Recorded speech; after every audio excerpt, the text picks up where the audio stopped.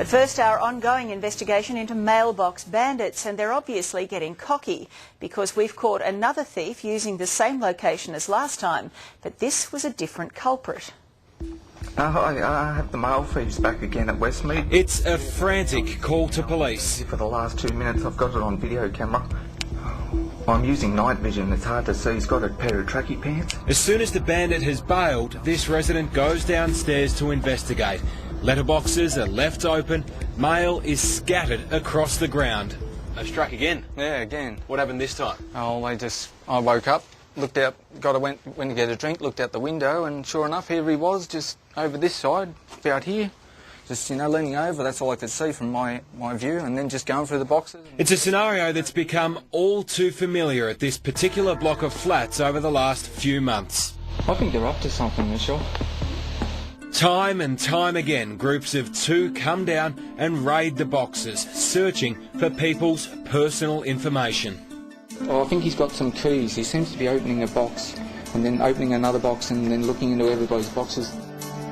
We were first told about it last October. I saw the girl just standing here, and then he was there going from box to box, and I think he started here, and then he just gradually went up around the boxes here, and then just went over to here, and then when he went over to here, she would then go from here, like this, across there, and just stand there like this, looking, who's coming?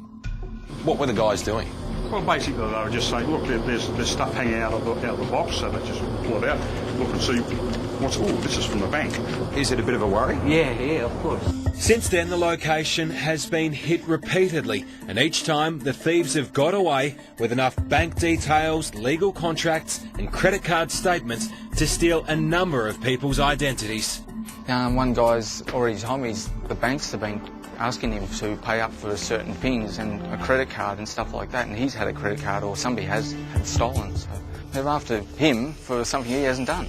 Identity crime is the crime of the century, really. It's growing. A lot of the organised crime groups have realised that it's lucrative, there's a lot of money in it. Detective Superintendent Cole Dyson is the head of the New South Wales Fraud Squad, which is responsible for tackling the growing problem of identity theft.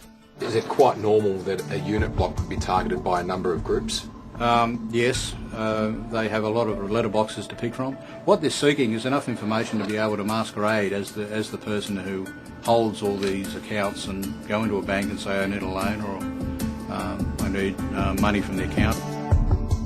A devious person can get a complete profile and probably enough to get 100 points just out of your mailbox. Security consultant Warren Mallard has investigated these crime syndicates as well. What they would do is they'd come in the dead of night and they would use the keys to open up the letterboxes, and they were systematically taking out the mail. They'd actually been able to get a hold of a set of master keys through a former employee of a real estate agency to facilitate that. Yeah, right now, he's here now. He's been here for the last 2 minutes. I've got it on video camera. Yeah, thanks. Please hurry, yeah. But there's been a breakthrough in this case. The 33-year-old man ended up in the cells here at Fairfield Court today on 3 separate charges, all relating to mail theft. And this came as a direct result of that tip-off to police from Paul. Yeah, I'm glad about that. I went out there and saw him sitting in the car, and I thought, get the number plate, and then came back, cops called me and said, we're out the front. I went out the front and there they were. Hidden in the suspect's car, police found a quantity of opened mail, including people's personal banking statements as well as a credit card. And while police are beginning to track down some of the people responsible for this scam, if others continue to chance their arm, Paul has decided to set his own traps as well. You're so sick of these guys, you've come up with your own contraption to take them on. Yeah, my idea is just an alarm. Show us how it works. Okay, well, how it works is the mail thieves go through the boxes. They pick boxes, they just pull letters out, or sometimes open them. But, this one, is all you have to do is this. And you reckon that'll send him running for the hills? I think so. He's vigilant, isn't he, Paul? And if you have any information about those mail bandits, you can contact your local police or Crime Stoppers.